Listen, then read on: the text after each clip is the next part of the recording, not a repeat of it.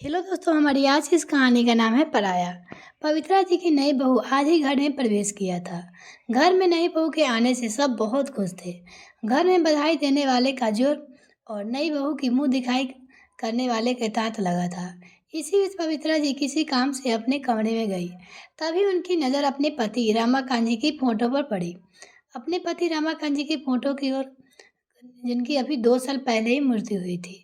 पवित्रा जिस काम से आई थी उसे भूलकर अपने पति की फोटो के सामने खड़ी होकर एकाएक करके उन्हें देख रही थी।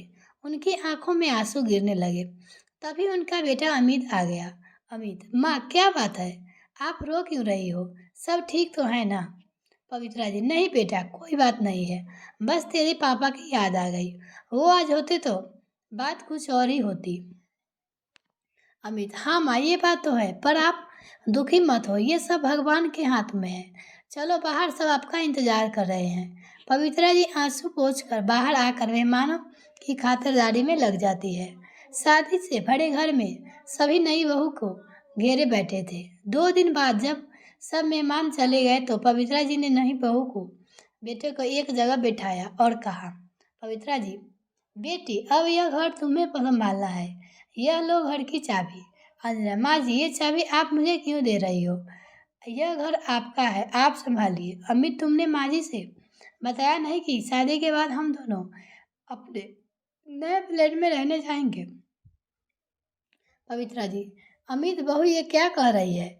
मैंने इतने सामानों से तुम्हारी शादी की थी और तुम दोनों पहले ही मुझे छोड़कर जाने के प्लान कर बैठे हो।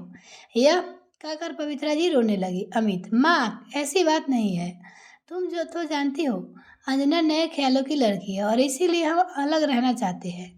यह एडजस्ट नहीं हो पाएगी। हम आपके से कभी कभी मिलने आएंगे करेंगे और आप चाहे तो कुछ दिनों के लिए हमारे साथ रहने आ सकती हो। यह सुनकर पवित्रा जी को बहुत झटका लगा। उसने अपने पति का स्वर्गवास हो चुका था। इकलौता बेटा अमित भी उन्हें छोड़कर जाने जा रहा था। अब वो अकेले किसके सहारे रहेगी, यही सोचकर वो रोते हुए अपने कमरे में चली गई। 2 दिन बाद अमित और अंजना अपने नए घर चले गए।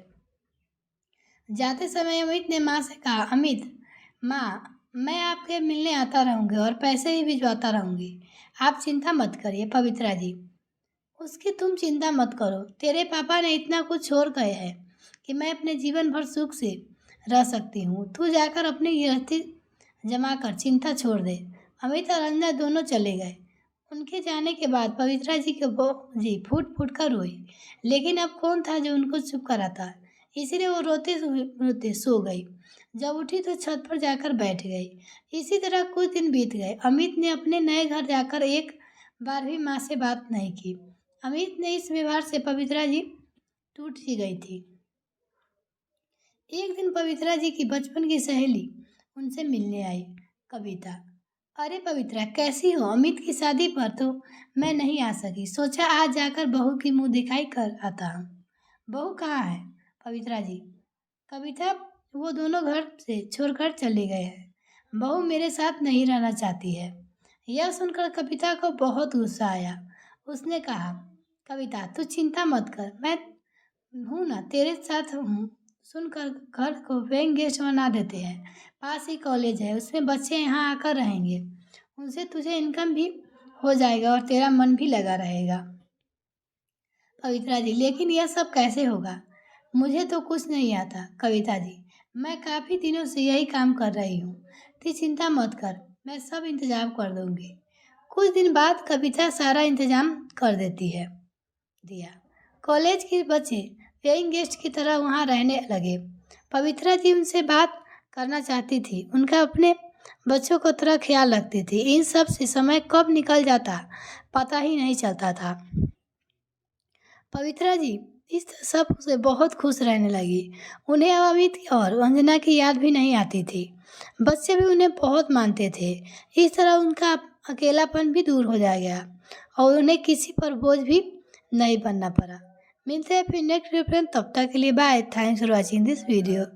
तो और चैनल को अभी तक सब्सक्राइब नहीं किया तो प्लीज़ मेरे चैनल को जल्दी से सब्सक्राइब कीजिए।